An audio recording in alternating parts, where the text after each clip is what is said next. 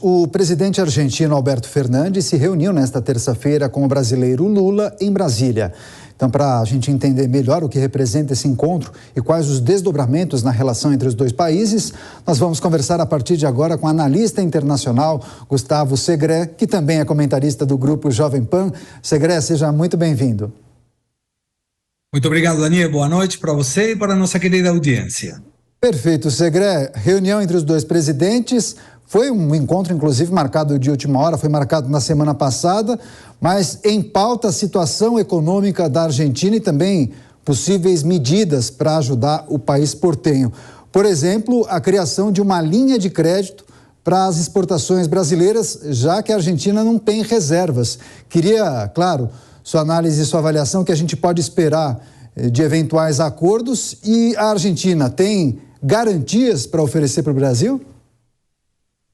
La garantía soy yo, Daniel, disse uma frase muito famosa argentina. A verdade é que não tem. E esse é o problema. Quando a gente pega os últimos anos do comércio bilateral, observamos que o Brasil tem um superávit comercial expressivo. Isso quer dizer que as exportações brasileiras para a Argentina são muito maiores que as importações brasileiras desde a Argentina. Para você ter uma ideia, a nossa audiência, são mais de 50 bilhões de dólares desde 2004 até hoje. E o que o governo argentino está pretendendo é que o Brasil financie o seu próprio superávit. Seria como se você desse um empréstimo para que alguém te compre, dito de uma forma bem prática. Qual é o problema? O problema são precisamente as faltas de garantias. A Argentina ofereceu duas garantias. Letras do Tesouro Argentino. Não tem valor nenhum. A Argentina é craque em dar calote da dívida pública. E a outra seria o gás, que tem uma reserva muito grande, porém está lá embaixo. Tem que ser extraído e trazido para o Brasil. Então aí precisaria de mais um empréstimo, provavelmente do BNDES, para a construção do gasoduto que poderia trazer o gás. Então as garantias não são fáceis de realizar e a Argentina está propondo três opções. Um empréstimo direto, falava-se de 15 bilhões de dólares, seria suportável em função das reservas brasileiras, mas é um dinheiro muito forte para alguém emprestar para um governo que está em retirada. A outra possibilidade seria trabalhar com um swap cambial, que seria um depósito de reais nas contas do Banco Central argentino como reservas.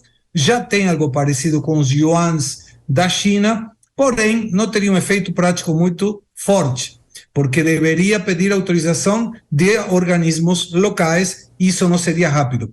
E a outra, o SML, que é o Sistema de Moedas Locais, em que poderia ser utilizado o peso e o real como medida para ser exportações. Hoje já existe esse sistema, porém a conciliação é diária. E o que a Argentina está pedindo é que essa conciliação seja de 60 ou 90 dias. Na prática, seria que o Brasil financie seu próprio superávit comercial. Mas aí tem outro empecilho, chama-se Campos Neto, no Banco Central, que é quem deveria autorizar. Então me parece mais que foi uma viagem para uma foto, Daniel, e não para uma concreta possibilidade de ajuda. Sobretudo porque o Lula, ideologicamente, é muito favorável ao governo argentino, mas o tempo ficou curto. As eleições são agora em outubro. Pois é, agora, Segré, a gente vai falar das eleições, inclusive, mas você mencionou um episódio que eu quero relembrar, porque em janeiro, primeiro mês da gestão Lula III, o presidente chegou a sinalizar justamente que poderia financiar esse gasoduto que você mencionou, que teria inclusive uma conexão com o estado do Rio Grande do Sul. Só que essa medida, essa proposta, na verdade, foi alvo de muitas críticas por parte da opinião pública aqui no Brasil, sobretudo porque o Brasil já levou muitos calotes de países da América Latina, Venezuela, Cuba, Bolívia. Ainda que essa proposta do gasoduto tenha defensores aqui no Brasil, pode se tornar um mau negócio para o país, para o Brasil, mesmo que tenha essa conexão com o Rio Grande do Sul? Eu acho que seria uma boa proposta para os dois países, porque o Brasil tem dólares e a Argentina não tem. E a Argentina tem gás e o Brasil precisa, inclusive até por uma melhor negociação do gás que hoje compra da Bolívia, por exemplo. Essa seria uma opção interessante, porém, o BNDES, a carta orgânica do banco, obriga que o banco só financie empresas de capital brasileiro. E aí a gente lembra, né, das construtoras, da Odebrecht, precisamente do metrô de Venezuela, do Porto de Cuba, inclusive de um trem que ia ser feito, o Sarmiento, na Argentina, com o mesmo financiamento do BNDES. Então, tudo indica que quem vai financiar o BNDES é empresas de capital brasileiro que vão aportar os tubos, os canos para esse gasoduto, mas não financiaria a obra em si. Eu acho que seria uma boa possibilidade, mas não vai ser de curto prazo. Então, não vai conseguir ajudar muito a um presidente Fernandes, que já anunciou que não irá pela sua reeleição. E coisas interessantes da política, Daniel. Nessa visita estava o atual embaixador argentino no Brasil, Daniel Scioli, que é candidato à presidência da República pelo partido do presidente Fernandes, Agustín Rossi, chefe da Casa Civil, também pré-candidato para a presidência da República, e Sérgio Massa, o atual ministro da Economia, também pré-candidato à presidência da República. São 3 pré-candidatos e um presidente que vieram pedir ajuda, mas sem garantias. Pois é, já que você mencionou as eleições que irão acontecer no mês de outubro, o atual presidente disse que não irá concorrer à reeleição. O antecessor, Maurício Macri, também disse que não. Você já mencionou esses nomes de pré-candidatos. Agora, quem lidera as pesquisas é o Javier Milei, que é um deputado de 52 anos. Qual é a característica dele? Qual é a bandeira? Certamente teremos uma renovação esse ano, né? Teremos. A Cristina Fernandes, atual vice-presidente, também anunciou que não vai ser candidata. Então, eu te diria que vai ficar entre 3 opções. Quem ganha as internas, que se chamam PASO, primárias em agosto, por parte do atual governo, Scioli, Massa e talvez algum outro que possa participar. Pelo lado da oposição atual, o partido do ex-presidente Macri está apresentando o atual chefe de governo, prefeito da cidade de Buenos Aires, Horácio Rodrigues Larreta, e a quem foi, na época, ministra de Segurança do governo Macri, Patrícia Bullrich, uma pessoa com muito caráter, e ele está disposta a resolver as questões de uma forma mais drástica. O Horácio Rodrigues Larreta é mais componedor.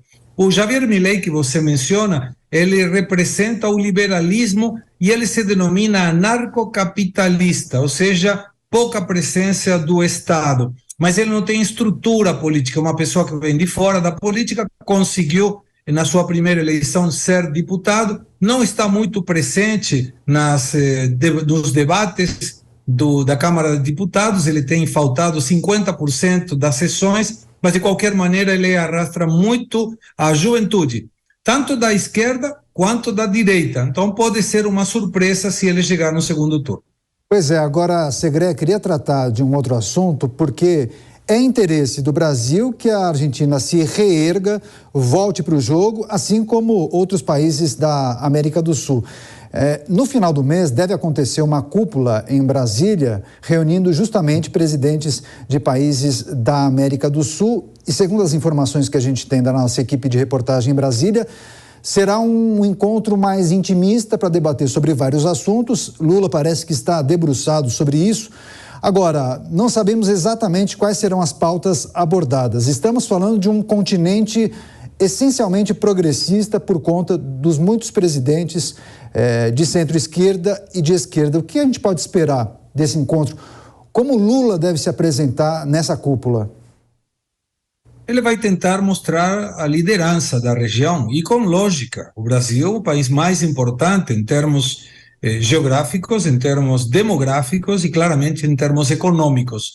A Unasul seria uma questão um pouco mais política e econômica do que começou em 1990, o Foro de São Paulo, depois transformado no Grupo Puebla, e o que chama atenção agora é a participação precisamente de países que não têm governos de esquerda. Já confirmou a participação o presidente do Uruguai, Lacalle Pou.